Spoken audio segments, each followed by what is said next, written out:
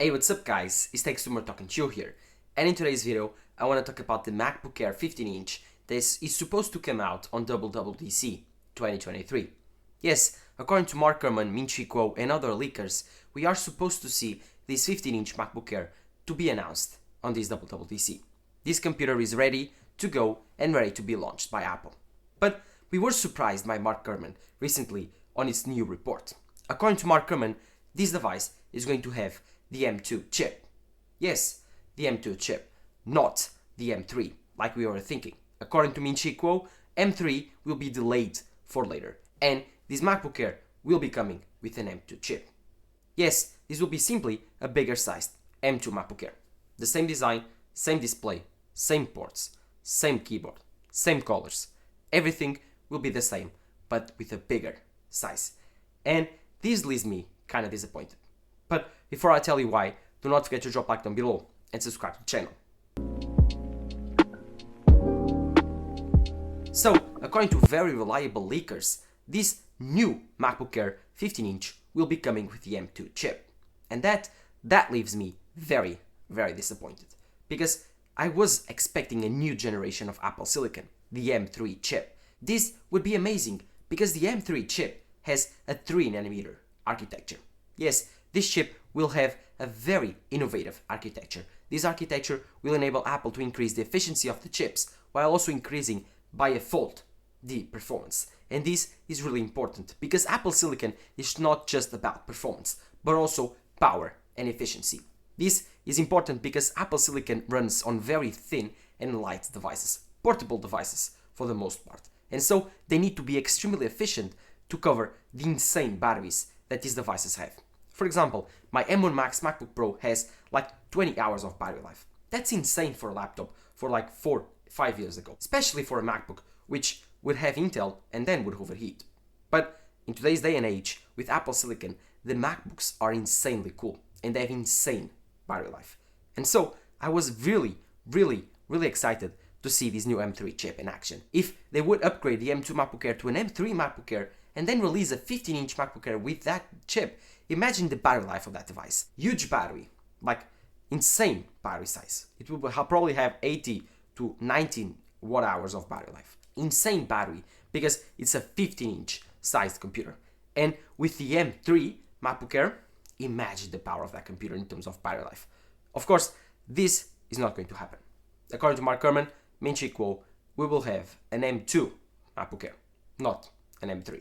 And that leaves me extremely sad because the M3 MacBook Air would completely change the industry of the computer side. But with the M2 MacBook Air, we are getting more of the same, simply a bigger sized M2 MacBook Air.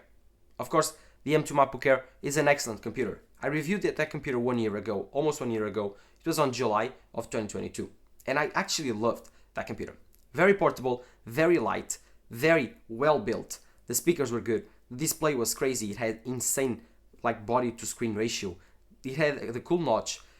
It was very complete. It had 2 USB-Cs, 1 MagSafe port. The keyboard was really good. The trackpad was one of the best on the business. It was still a 60Hz display and an LCD, but really good, really accurate, P3 color gamut. And I actually thought that device was really great for people that just wanted a portable laptop. But now, in 2023, I was expecting something different. I did not want just the same computer that Apple released 1 year ago. And that's why I was really disappointed when I heard the news that this 15-inch MacBook Air would be getting the M2 chip and not the M3. On the other hand, I understand why Apple needs to send off all of these M2 chips that no one is buying to somewhere, because according to leaks, Apple is not selling that great in terms of MacBooks. The MacBook sales are going down the hill. And that is explained easily because the M1 was really revolutionary. And now no one wants to upgrade over the M1 because it's way more than enough. Apple did themselves like a job. Now they need to sell the M2 and M3 chips to someone that has have the M1. And this will be a really hard job because the M1 computers were really good, really competitive, and they will last years and years and years before anyone decides that it's a good idea to upgrade. In terms of the scores, the Geekbench scores, and the results of the performance, the M2 chip was really close to the M1. Like the differences were about 10 to 15% on CPU and about 25 to 30% on GPU. And so it was an overclocked version of this chip. The M2 was just a hotter chip than the M1. Imagine an M1 chip which is a little bit faster but also less efficient. This is the M2 chip. And if Apple puts this chip on a new case like the 15-inch MacBook Air, maybe the performance will be even bigger because it's a bigger device, can handle more heat, but I'm not sure. The M2 was disappointing, not to say the least, in terms of performance. The M2 Max, the M2 Pro, like, these are really good chips. Do not get me wrong. Like, they see a 15 to 20% in CPU, but a 35 to 40% on GPU. And that's big, really big, for an overclocked version of the M1 Pro and M1 Max.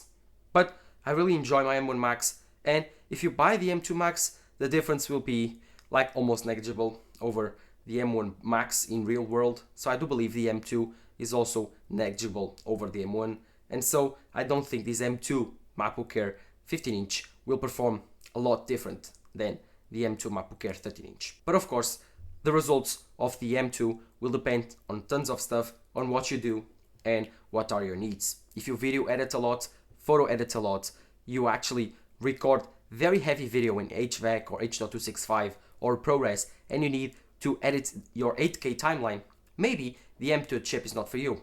Opt for an M2 Pro or an M2 Max. If you need to 3D render, maybe, again, the M2 would be another great choice for you. But this is very difficult to tell you because the M2 was extremely powerful. Even the M1 was extremely powerful for most people. So if you are the average Joe watching this video, then the M2 will be way more than enough for you and will last you several years, although it's a 1-year-old chip. Other than that, I'm excited for this 15-inch MacBook Air to come out. I'm also interested in knowing if Apple is going to add more ports to this computer, because if you don't know, if Apple prices this computer like on the $1,700 range, maybe they need to add something else. And adding more USB-Cs, like one more port, would be the choice. But in that case, they would need to change the M2 because the M2 only supports 2 USB-Cs. So I don't see that happening unless, and this is the big unless, Apple decides to add the M2 Pro for the 15-inch MacBook Air. If Apple decides to add the M2 Pro, whoa, this is a very different story. This computer will be extremely competitive. But I don't see that happening. I think that would cannibalize the 14-inch MacBook Pro. And according to leakers, that's also out of the possibility realm. So yeah, kind of disappointing about the chip choice from Apple. But I understand, like I told you, this is just a question of moving M2 chips before the release of the new M3 later down this year, or at least the beginning of the next one. So yeah, I'm kind of disappointed. On the other hand, I understand why Apple needs to send off all of these M2 chips that no one is buying to somewhere, because according to leaks, Apple is not selling that great in terms of MacBooks. The MacBook sales are going down the hill. And that is explained easily because the M1 was really revolutionary. And now no one wants to upgrade over the M1 because it's way more than enough. Apple did themselves like a job. Now they need to sell the M2 and M3 chips to someone that has have the M1. And this will be a really hard job because the M1 computers were really good, really competitive, and they will last years and years and years before anyone decides that it's a good idea to upgrade. Other than that, I think that the M2 was just an overpowered M1, and if you have an M1 computer, don't have the need to upgrade over to this M2 chip. But now, with the 15-inch MacBook Air, the story is different. If you need a bigger size laptop, but you did not buy the 16-inch MacBook Pro because you thought it was too expensive and too overpowered for what you needed, now you have the option of the 15-inch MacBook Air. It will have the M2 chip, which would be way more than enough, insane battery, a 60Hz display, a P3 LCD, but still really good, really color accurate, very bright. It will have insane keyboard for writing or Excel work. Then you'll have insane speakers for listening to music, watching movies. This is a perfect streaming device. The battery life will be really cool. It will be extremely thin and light for you to carry around on the plane, on the train. And I think this will be the perfect portable big MacBook. And if Apple prices this computer right, for example, on the $1,500 range, this will be a very popular computer in my opinion. But I think we need to wait and see what Apple does. Are the specs that we are thinking that will come out be true? Are these computers going to be priced properly? And of course, are really these computers coming out? or are they just vaporware? Until Apple announces it, we are not sure.